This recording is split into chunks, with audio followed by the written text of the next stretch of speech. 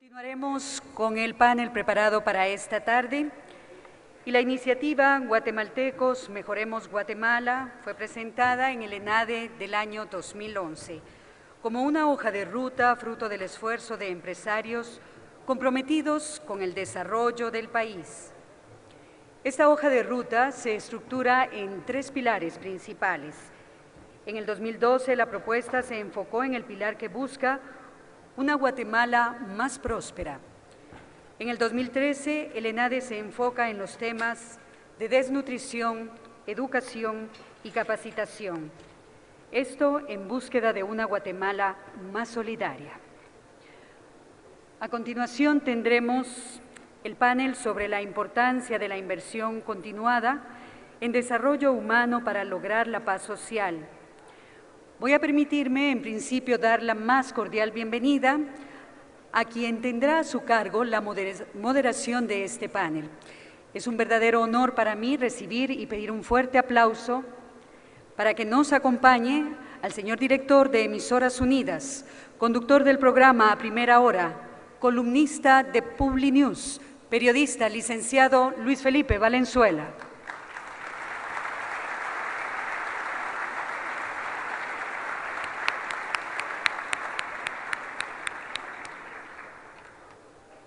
Bienvenido, Luis Felipe. Es un verdadero honor y un placer dar la más cordial bienvenida al Encuentro Nacional de Empresarios 2013 y a este escenario a nuestros expertos internacionales invitados.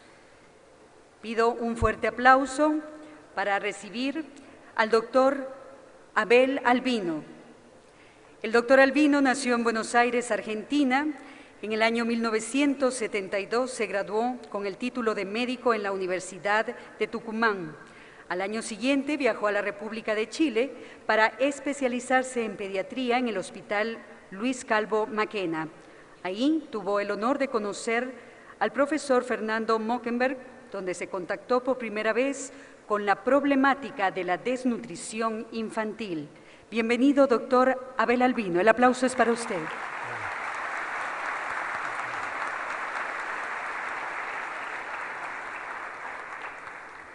Quiero citar una frase del doctor Albino para darle la más cordial bienvenida a nuestro país, que lee así: tenemos que terminar con la eterna guerra del hombre contra el hombre e iniciar todos juntos la única guerra que vale la pena, la única en que todos ganan, la guerra del hombre contra el hambre. Nuevamente un aplauso de bienvenida.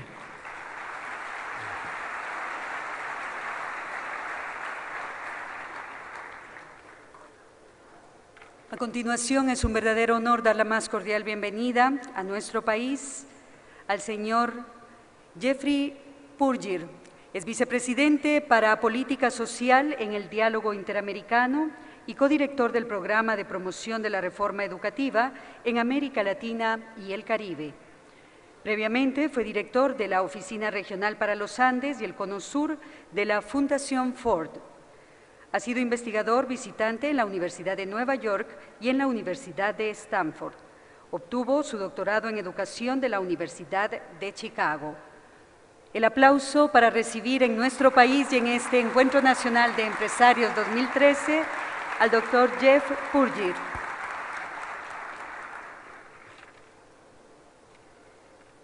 Nuestro tercer invitado especial, experto internacional, el señor Fernando Vargas Zúñiga, de nacionalidad colombiana, residente en Uruguay.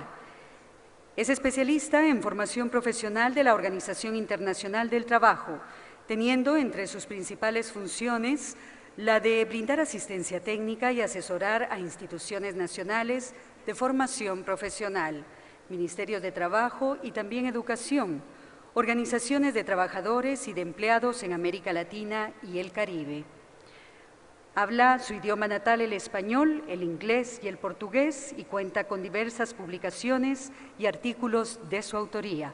Bienvenido a este Encuentro Nacional de Empresarios 2013 y a nuestro país, señor Fernando Vargas Zúñiga. Sin mayor preámbulo, yo dejo en el uso de la palabra al moderador de este panel, el señor Felipe Valenzuela. Gracias, Corina. Muy buenas tardes a toda la gente que está hoy acá en el ENADE. Quiero robarme 30 segundos, de los cuales ya solo me quedan 28, para decir un par de cosas importantes. ¿Qué hace un periodista independiente sentado acá? Estoy aquí porque le estoy tomando la palabra al ENADE. Estoy tomando la palabra a su lema, al lema de este año, que es: si no dividimos, multiplicamos. Porque yo creo en la palabra puente, creo que el puente nos ayuda a ir de una orilla a otra, nos ayuda a convertir pesadillas en sueños y nos ayuda sobre todo a que un país como el nuestro, en vez de ser una colección de abismos, sea una colección de puertas. Así que después de ello empiezo a conversar con los expertos de hoy. Son 3 temas fundamentales, como ya Corina los ha presentado. Yo creo de verdad que que logremos que se siembre en la mente, en los corazones y en las conciencias de los líderes que están hoy aquí presentes lo que realmente se puede hacer por este país. A partir de estos temas creo que podríamos lograr mucho. Así que, doctor Albino, empecemos con usted. La desnutrición infantil crónica es un tema que en Guatemala se ha visto hasta hace poco como parte del paisaje. Digo hasta hace poco porque de unos 5 años para acá se visibilizó. ¿Por qué es tan importante que una sociedad luche para erradicar la desnutrición infantil?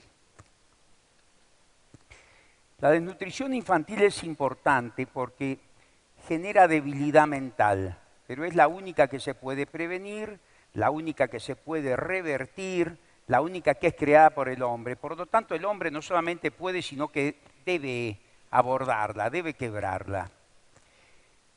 El órgano que más rápidamente crece es el cerebro. Pesa 35 gramos al nacer. 35 gramos son 6 monedas. 6 moneditas, 35 gramos. 6.2 pesa una moneda. 35 gramos pesa el cerebro al nacer. Y cuando el chico camina, que le sacamos fotos porque camina, que tiene 1 año y 2 meses, pesa el cerebro ya no 35 gramos, 900 gramos, casi 1 kilo. El 80% del peso del cerebro del adulto, 150 monedas. Y de adulto, 1 kilo 200 monedas. O sea que el crecimiento gigantesco lo hace el niño en el primer año de edad. Embarazo, la campana de Gauss, el primer año y el segundo año. Ahí está el desarrollo. Esos son los 1000 días. Los 270 días de embarazo, 365 del primer año y 365 del segundo. Pero si nosotros nacemos y morimos con la misma cantidad de células, ¿por qué razón aumenta el peso? Porque cada neurona, de los 100.000 a 140.000 millones de neuronas que tenemos en los 3 milímetros de espesor de la corteza cerebral, 3 milímetros son 3 rayitas del centímetro, cada neurona emite hasta 15.000 cables si hay buena alimentación, 50%, y buena estimulación, 50%. Si yo alimento adecuadamente y estimulo adecuadamente, tendré un cerebro cableado. Esos cables luego se interconectan con los otros cables de las otras neuronas y le dan a un individuo la rapidez mental, la capacidad de relación, de asociación. Decimos, qué culto, qué fino, qué inteligente, muy cableado. O decimos, qué torpe, qué bruto, qué osco, poco cableado. Y ese cableado neurológico depende 50% de alimento, 50% de estímulo. Una cucharita de leche y un beso. Si yo no lo beso, no le aprieto el cachete, no lo abrazo, no lo contengo, no lo mimo, no le canto, no le bailo, el chico cablea su cerebro en un 50%. Por eso es que los planes de alimentación solo son ridículos. Si el objetivo es deshacerse de la leche, me parece fantástico. Si lo que queremos realmente es lograr un cerebro desarrollado, es otro cuento entonces. No es solo alimentación, también es estimulación. No solo de pan vive el hombre. Alimentación y cariño, amor, contención, mimo. Eso es lo que yo he visto morir chicos en los hospitales con alimentación parenteral traída de Estados Unidos, pero sin amor. Y he visto niños en neonatología graves, moribundos, que hemos traído una bata de la madre que está en terapia intensiva muriéndose, una batita de la madre y lo hemos envuelto y cobra peso, gana peso, como un avión que sube en vertical. Eso se llama catch-up en medicina.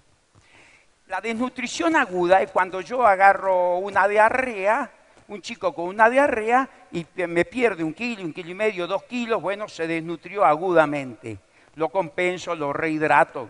La desnutrición crónica es cuando lleva años de hambre y en estímulo, no solamente en alimento. Hambre también de afecto tiene el chico. Y ese hambre de afecto lo apaga. Y ese apagarse implica menor perímetro craneano, nunca va a insertarse en la universidad, desarrolla en un 20, 30, 40 o 50%, aprenden a sumar o a restar, pero nunca a multiplicar y dividir, nunca entenderá el teorema de Pitágoras y jamás irá a la universidad. Y con él nos quedamos todos. La principal riqueza de un país es su capital humano. Y si ese capital humano está dañado, el país no tiene futuro. Así es, sí. Gracias.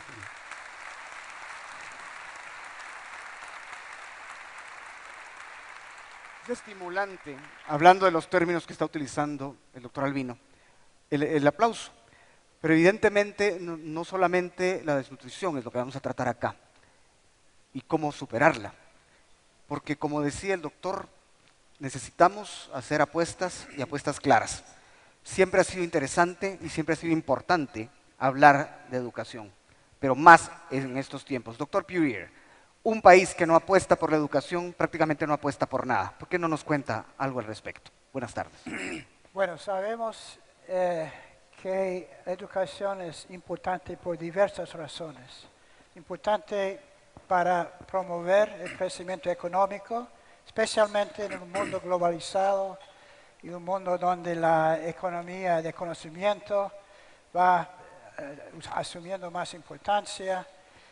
Es importante para el desarrollo individual, el avance individual y especialmente para el pobre. Porque el pobre no empieza la vida con mucho capital. No tiene bienes raíces, no tiene inversiones, no tiene una familia con dinero. Lo único que tiene es su capital humano. Y la mayor parte, o la parte más importante del capital humano es la educación. Entonces, si ese pobre no recibe una buena cantidad de educación, pasa la vida prácticamente sin capital. Es importante también para reducir la pobreza y la desigualdad y por eso para aumentar la paz social que beneficia a todos. Y es importante para la democracia. La democracia necesita ciudadanos informados y con buen juicio. Y eso es lo que aporta la buena educación. Sin eso, cuando votan o cuando participan de otra manera en la democracia, no tienen la misma calidad de la participación. Un país educado defiende mejor su democracia, entonces, defiende mejor sus valores. Funciona mejor la democracia. Funciona mejor. Sí. Pues bueno, cuando hablamos de eso, uno empieza a pensar qué es lo que necesita este país para que realmente la gran apuesta, como dije antes, sea la de la educación. Y evidentemente hay que ir encontrando ventanas de oportunidad. He ahí lo técnico vocacional. Doctor Vargas, cuéntenos un poco, ¿qué oportunidades le ve a usted a este país en ese sentido, en el sentido técnico vocacional? Buenas tardes. Buenas tardes. Yo primero que todo quiero felicitar a los organizadores porque este panel, así como lo estoy viendo ahora, es un panel de continuidad de vida. Es un panel que nos pone a reflexionar desde el momento en que nacemos, cómo nos educamos y pasando por el trabajo. El trabajo tiene 3 dimensiones. Trabajamos para producir bienes y servicios. El ser humano descubrió que la forma de intercambiar y progresar es especializándonos, producimos cosas. Para eso hemos encontrado que una buena forma es pagarle el salario a una persona que nos ayuda. Y la actividad empresarial en eso es fundamental. Pero cada vez más, en el sentido del cuidado de que habló usted, doctor Albino, el trabajo también es una forma de identidad social. El trabajo nos dice quiénes somos y qué hacemos en la sociedad. He leído que uno de los duelos más importantes después de perder un ser querido es el duelo de perder el trabajo. Porque la primera pregunta o segunda que se hace cuando conocemos a una persona es, ¿tú qué haces? ¿En qué trabajas? ¿Cómo te ganas la vida? ¿De qué vives? Y el trabajo nos da una identidad y nos forja una pertenencia social. Entonces ahí voy con la interpretación del tema de capacitación. Cuando descubrimos que para trabajar necesitábamos entrenarnos, nos dimos cuenta tal vez que había que desarrollar lo que hoy conocemos como competencias laborales. Hay que enseñarle a la gente a desarrollar cosas, a personas ojalá bien nutridas, a personas ojalá bien educadas. La educación básica, los cuidados infantiles, la nutrición, el cariño, hacen que los trabajadores adultos puedan ser más competitivos y sobre todo, el trabajo es una de las mejores formas de luchar contra la pobreza. El trabajo es la forma como las personas nos incorporamos en la vida de una manera digna y con ingresos. Y si no tenemos una buena educación y no tenemos una buena, digamos, infraestructura de cuidados, vamos a tener problemas en el trabajo. Y cierro diciéndote solo una cosa. Así como ese chico necesita cuidados, así como necesitamos una buena educación, hoy necesitamos nuevos trabajadores. Ya no necesitamos el trabajador que solamente le decíamos, vaya, haga esta lista, cumpla con esta rutina. Necesitamos trabajadores que trabajen en equipo, que resuelvan problemas, que sean capaces de tomar iniciativas, que sean capaces de ir más allá de la mera definición estática de un puesto de trabajo. Y ahí está el gran desafío para un Guatemala y para una América Latina competitiva. Necesitamos una nueva generación de trabajadores participativos, ciudadanos, bien nutridos, y eso nos va a tomar mucho tiempo, pero tenemos que empezar ya. Mucho tiempo, plazos razonables. No podemos pensar que hay soluciones mágicas, pero si no empezamos y no lo hacemos con seriedad, evidentemente nunca vamos a hacer ese puente para pasar de esta orilla a la otra. Ya hemos hecho aquí la presentación general de lo que vamos a tratar en este panel. Y creo que en este momento ya están puestas las piezas en el ajedrez y podemos empezar a avanzar. Doctor Albino, considero fundamental y muy importante que podamos contarle a la audiencia de hoy qué puede hacer para que, por ejemplo, en el tema de la desnutrición infantil se pueda ir avanzando como sociedad, trabajar en equipo, decía el doctor Vargas. ¿Cómo podemos hacerlo?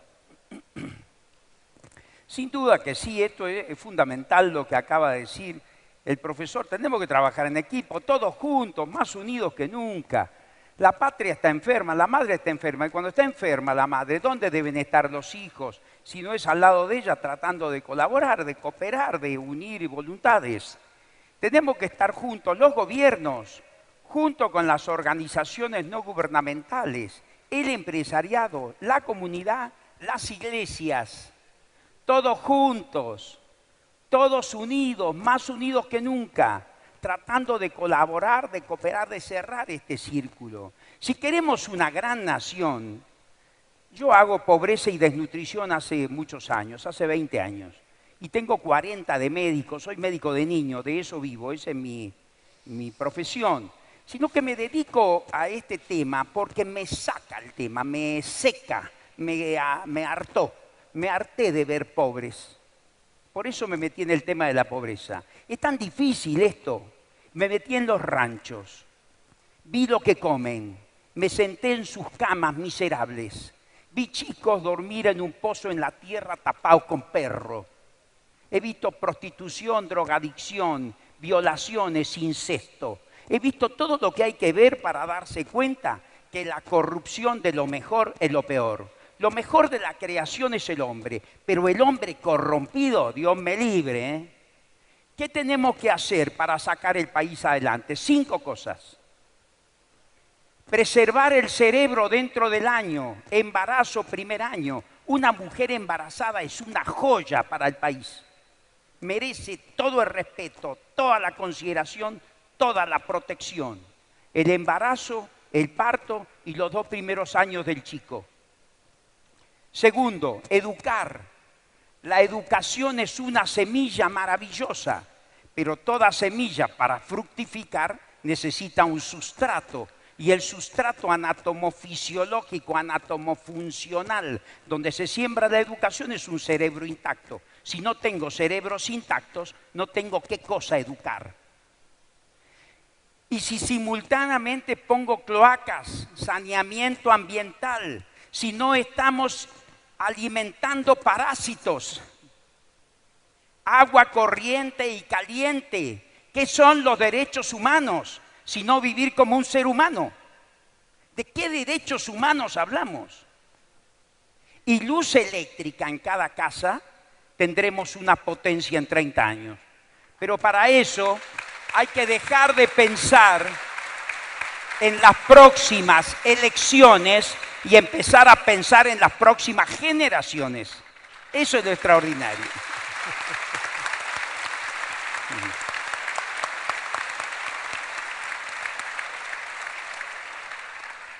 Eso da pie y paso a la siguiente pregunta, doctor Purier.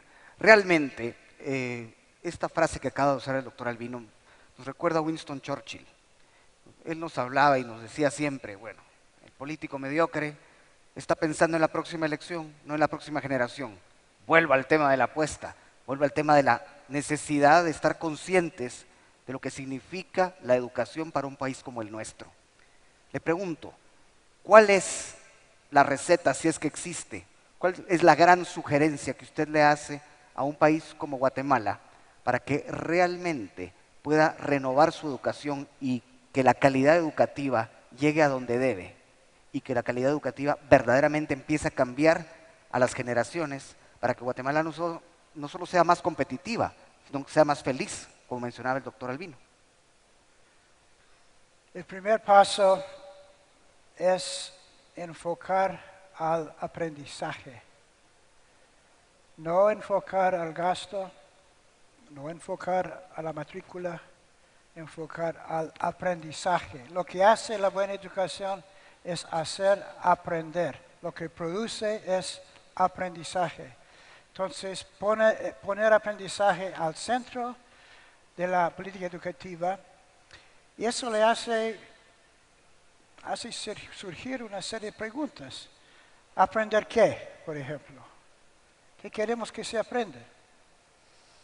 Eso hace surgir estándares, entonces. ¿Cuánto en lectura el primer año, segundo año, tercer año? ¿Cuánto en matemáticas? ¿Qué nivel en ciencias? Porque si uno enfoca el aprendizaje, hay que tener metas, ¿no? ¿Qué es que queremos que aprendan? Uno podría postular porque que enseña, que aprenden habilidades no cognitivas también. Es cuestión de decidir y cada país, cada sistema tiene que decidir qué es que quieren aprender. Teniendo metas, teniendo estándares, luego hay que medir cuánto están realmente aprendiendo y si están alcanzando el nivel o no. Y hay que hacer público, hay que comunicar efectivamente los resultados de esa medición para que primero los padres de familia saben si los hijos están alcanzando los niveles adecuados o no, pero para que toda la sociedad sabe. Y lo que hace eso es establecer una dinámica de concientización, que toda la sociedad se enfoca a la producción de aprendizaje de las escuelas y si no están produciendo lo que deben producir, pregunten por qué, empiezan a preocuparse, empiezan a expresar sus preocupaciones a los líderes políticos, al gobierno, establece una dinámica sana de presión desde la sociedad, desde abajo hacia arriba, al sistema de gobierno para que tome las medidas necesarias. Entonces el gobierno tiene que preguntarse qué hacemos, qué indica la investigación, cuál es el problema. Y si hay que hacer reformas fundamentales, difíciles inclusive, el presidente tiene apoyo del público para hacerlos, porque el público está preocupado. Parto con esto. La gente quiere educación, solo percibe de esa manera.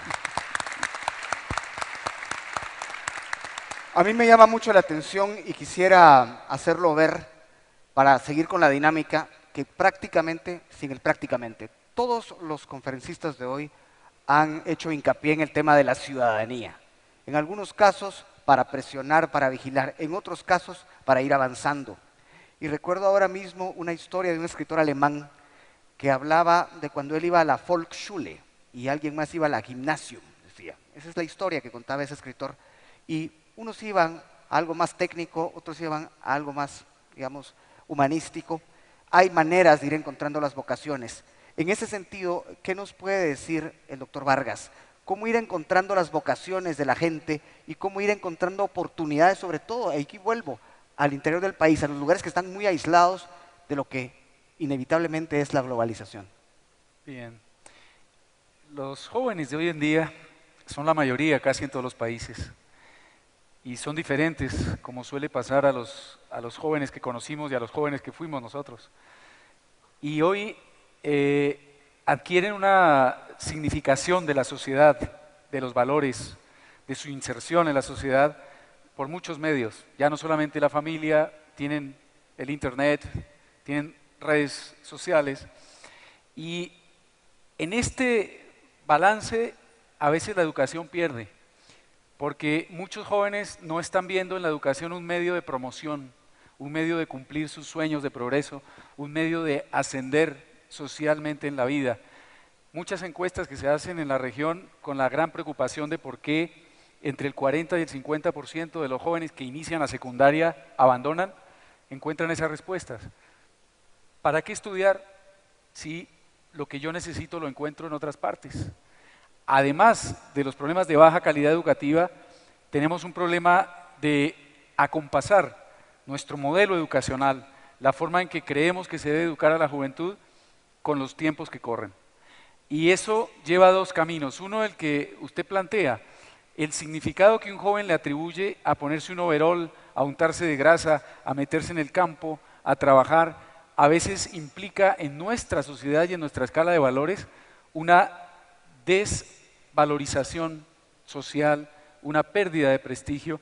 Afortunadamente en muchos ámbitos urbanos rurales eso está dejando de pasar, está siendo superado.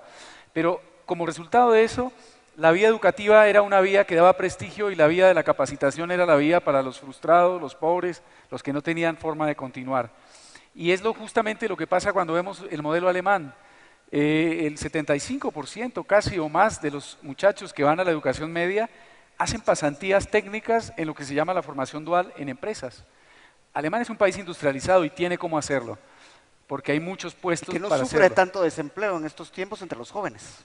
Claro, y de algún modo tienen un poco más catalizado ese camino. Nuestros países tienen que empezar a rever que la empresa tiene en el capital humano su principal activo y que ese capital humano puede empezar a tener un acercamiento si la empresa se configura como un lugar de aprendizaje. Tenemos que volver a esas prácticas de aprendizaje que son prácticas incluso que se aprendieron en el medioevo y que se trataron de industrializar, pero que perdimos. Y entonces tenemos un mundo en el cual la educación tiene un universo, se habla muy poco con las empresas y se habla menos con los sistemas de capacitación para el trabajo. Cada uno trata de hacer lo mismo en diferentes esferas y en diferentes ámbitos. Entonces yo creo que es el momento de lo que en la OIT llamamos diálogo social, el momento de hablar empleadores, trabajadores, gobiernos, buscar soluciones, articular las políticas públicas, porque se suele decir también que lo que vemos hoy en educación se empezó a construir hace 30 años.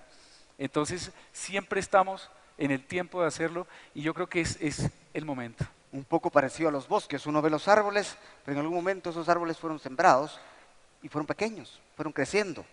En todo caso, aprovecho sus palabras, doctor Vargas, porque usted dijo que todos en algún momento sufrimos el duelo de perder a un ser querido. El duelo de perder el trabajo es terrible, pero yo le pregunto a toda la gente que está hoy aquí reunida en el ENADE de este año, ¿cómo será el duelo de perder un país? Y preguntarnos también si no estamos en riesgo de ello si no actuamos, no digo pronto, sino ahora mismo. En homenaje al presidente Cedillo que está acá, voy a recordar palabras de uno de sus grandes escritores, Octavio Paz. Él decía que la poesía no era un decir, sino que era un hacer. Y basándome en esas palabras, viene la siguiente pregunta para los tres panelistas. La ciudadanía no es un decir, es un hacer. Y todo esto pasa por la política. Hoy se va a firmar aquí un acuerdo en el que habrá un compromiso. Entonces la pregunta para los tres, empezando por el doctor Albino, ¿qué pasa si no se cumple ese compromiso, doctor? ¿Qué pasa si los políticos que están hoy aquí presentes y que van a estampar su firma en un acuerdo no lo cumplen? ¿Qué va a pasar con Guatemala? Y será una oportunidad más perdida. Yo creo que no podemos perder oportunidades ya. Nosotros somos los adultos de la sociedad. Nosotros tenemos que dar las respuestas. Hay miles de chicos que están formando hoy su sangre, hoy su cerebro, mientras nosotros pensamos qué hacer. Ellos están entrando en un cono de sombra del cual no podrán salir. Dicen que en la guerra del Vietnam pasó una cosa tremenda. Un día decidieron firmar la paz. Entonces dijeron, bueno, la mesa de negociación debe ser redonda. Estados Unidos, Rusia, Vietnam del Norte. Y dicen, no, dijeron otros, debe ser rectangular. Vietnam del Norte, Vietnam del Sur, Estados Unidos y Rusia. No, dijo otro, debe ser ovalada. La cuestión es que estuvieron discutiendo cómo tenía que ser la mesa, hasta que la mesa la hicieron ovalada con un agujero central donde estaban los veedores internacionales. Mientras decidieron esa imbecilidad, murieron 110.000 personas. ¿Qué me importa a mí cómo es la mesa? Tirémonos al suelo y firmemos un compromiso. Démoslo la mano y hagamos un compromiso.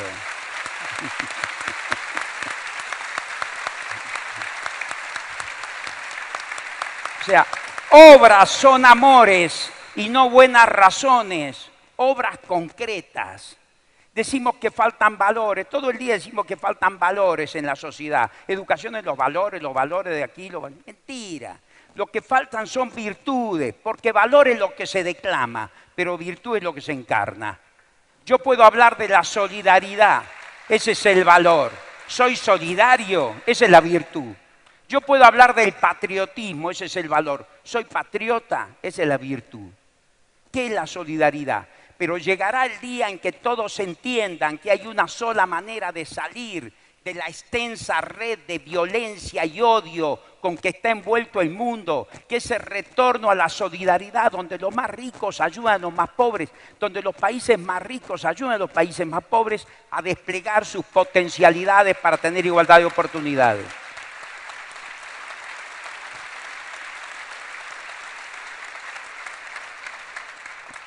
El patriotismo, el valor. Soy patriota, la virtud. ¿Qué es el patriotismo? Reconocer lo que la patria nos ha dado y nos da, contribuir al mantenimiento de los valores que representa y hacer nuestros los afanes nobles de todos los hombres, de todos los países de la tierra.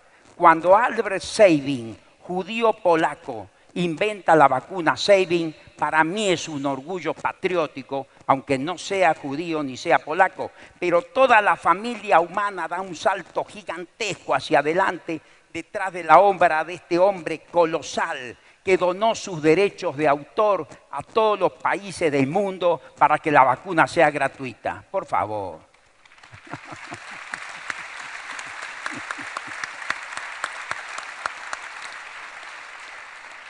Estuvimos conversando tras bambalinas con los presentadores, ponentes de hoy, y la verdad es que me siento muy contento de que la guitarra de los cuatro está muy bien afinada. Doctor Purier, hablábamos de la ciudadanía, inspirados en Octavio Paz, Premio Nobel de Literatura 1990. ¿Es un decir o es un hacer? No, claro, es un hacer, es un intentar, es un ir caminando. La educación, ¿cómo lo ve usted desde el punto de vista de lo que aquí estábamos planteando hace un momento? Hay un acuerdo que se va a firmar. ¿Qué pasa si no se cumple? Hay políticos aquí presentes. Cuénteles un poco su visión. La educación tiene que caminar, hay que asignarle recursos, hay que cuidar esos recursos. Usted sabe mejor que yo eso. Cuéntenos un poco. Es que Yo encuentro muy positivo que haya un acuerdo de este tipo nacional sobre la educación, de multipartidista, de varios sectores. Es importante porque cuando algo viene de un consenso, tiene más posibilidades de implementarse. Y segundo, la educación normalmente está muy vulnerable a los cambios de administraciones, de los vaivenes políticos. Y empieza una buena política, cambia el gobierno, se elimina esa política, se pone otro, cambia el gobierno. Ya hay cambios que no sirven, que no agregan o no suman a nada. Entonces, educación debe ser una política de Estado. Y debe haber consensos entre los diversos sectores sobre la naturaleza del problema en la educación y lo que se debe hacer. Y ninguna administración entrando debe poder hacer lo que quiere. Debe tener que consultar, negociar con los demás sectores, con la sociedad civil, que ha pensado bien el tema, que ha llegado a consensos en el mejor sentido de la democracia y discute con la nueva administración. Es muy positivo eso. Pues bueno, yo quiero continuar ahora con el doctor Vargas y también en esta misma línea pedirle a él su visión en cuanto a cumplir compromisos, porque he hecho mención ya de los políticos que van a firmar este acuerdo, pero también hay que hacer mención de los líderes de la sociedad civil que están aquí presentes, que también están trabajando, de los empresarios que evidentemente mueven al país y que hacen y dan su aporte en este sentido. ¿Cuál es la visión que usted tiene? Tomando en cuenta la experiencia, porque usted ha recorrido muchos países y sabe exactamente lo que significa no cumplir compromisos. ¿Qué me dice al respecto? ¿Qué nos cuenta? Hay una palabra en inglés que es accountability, ¿no? Es un poco la rendición de cuentas. En nuestras sociedades somos poco dados a la rendición de cuentas, a veces por problemas metodológicos, a veces por problemas de falta de recursos, pero por ejemplo hay muy poca información sobre el impacto que tiene la formación para el trabajo, la capacitación. Uno sabe y conoce que tiene mucho impacto, pero no tiene tantos estudios como sí los hay en la educación. La clave en esto es recordar que cosas como, por ejemplo, la creación de la OIT en 1919, salía el mundo de la Primera Guerra Mundial y se pusieron de acuerdo los empleadores con los trabajadores para crear un organismo donde pudieran dialogar y resolver sus problemas. Está a punto de cumplir 100 años y es un compromiso que se creó y se ha venido cumpliendo. La creación de las instituciones de formación en América Latina, dirigidas por consejos tripartitos, con compromisos claros y con algo que quiero recalcar, que anoche en la cena se mencionó. Tiene que haber algún tipo de institucionalidad que respalde las buenas intenciones. Si no creamos un arreglo institucional, si no reforzamos una institución existente, si no reinventamos instituciones educativas, instituciones de salud, instituciones de nutrición, instituciones de formación, los compromisos se nos van a quedar, digamos, en una herramienta sin dientes, en algo que queda en el plano de las buenas intenciones. Entonces tenemos que tener muy claro cuál es el arreglo institucional en el que nos metemos para resolver una situación que, como en este caso, tiene una muy buena intención. Bueno, vamos a cerrar ya el foro. Me voy a poner de pie un momento, solo para darle un poco de movimiento a esto. La última pregunta. La última pregunta, voy a recordar palabras de Tito Monterroso. Todos ustedes seguramente conocen o han leído al gran Tito Monterroso, Premio Príncipe de Asturias. Nos dio lustre, nos dio sentido del humor, nos dio historias maravillosas. Y su cuento más famoso, tal vez no el mejor, pero sí el más famoso, es el más corto de toda la literatura. Y cuando despertó el dinosaurio todavía estaba ahí. Yo quiero preguntarles a los tres invitados de hoy, ¿qué hacemos para que cuando despertemos en 20 años el dinosaurio nos siga ahí? Doctor, empiece usted. ¿Qué quiere que diga? Lo que usted quiera, ¿eh? Aquí estamos con el doctor. ¿Una foto? ¿Ya nos tomaron la foto? Perfecto. Miren, Europa sale de sus dos guerras absurdas porque el intelecto estaba intacto, se rompió lo material. pobreza externa, te rehaces. América Latina como región no sale del atraso crónico en el que está porque nuestro intelecto está dañado. Pobreza interna, daño sociogénico biológico, mala cosa. No vamos a ningún lado mientras no abordemos con absoluta seriedad y con gran responsabilidad este tema. Nosotros nos damos cuenta que la desnutrición es el resultado final del subdesarrollo. De nada sirve que alimente a un chico si lo devuelvo al ambiente hostil del que proviene. A los 15 días estoy alimentándolo de vuelta. No sirve. No sirve. Si queremos quebrar la desnutrición, que no es el hambre, ¿eh? Yo le compro un sándwich a un chico y ya no tiene más hambre. La desnutrición es una cosa compleja y su solución lleva una generación, pero hay que empezar ahora. La desnutrición, nos damos cuenta, es el resultado final del subdesarrollo. Si queremos quebrarla, debemos hacer un abordaje integral de la problemática social que le da origen al subdesarrollo. Educación nutricional, educación para la salud, lactancia materna, jardín maternal, jardín infantil, estimulación temprana, escuela de arte y oficio, programa de educación agraria, lectoescritura para analfabetos, ropero familiar, club de padres, escuela para padres, documentación y legalización de la familia, alcoholismo, inmunización. Así se quiebra la desnutrición. No con un sándwich, no con un plato de sopa, con un proyecto político que se mantenga en el tiempo, con una política de Estado.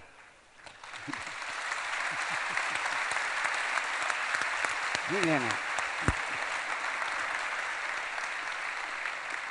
Doctor Pivier, venga aquí conmigo, por favor. Aquí, acérquese a la audiencia y cuéntele su visión para que en este país, que tenemos tantas posibilidades, tantas esperanzas, tantos sueños, también tantas pesadillas, en 20 años, en 30 años, no despertemos con un dinosaurio encima, sino con una ventana abierta para poder ver el cielo, ¿eh? Por favor. Muy breve.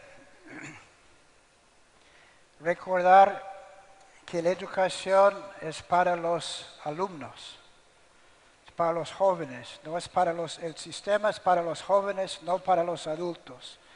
Su fin es educar a los jóvenes, no a complacer a los adultos. Hay que tener eso muy en cuenta y actuar a base de ello.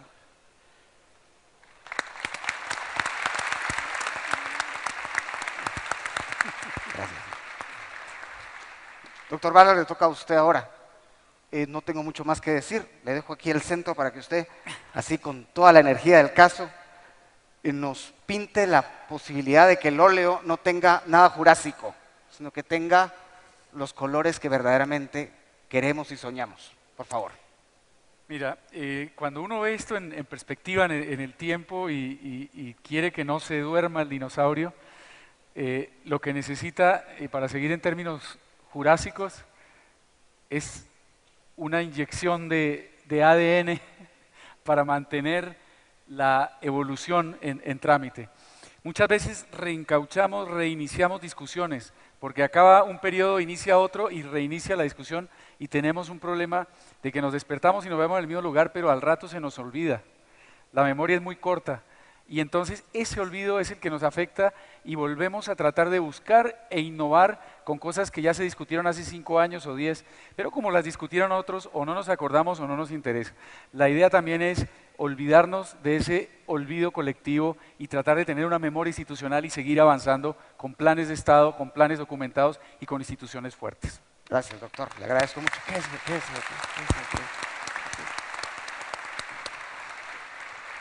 Una explicación muy corta de por qué el doctor Pivier tomó asiento.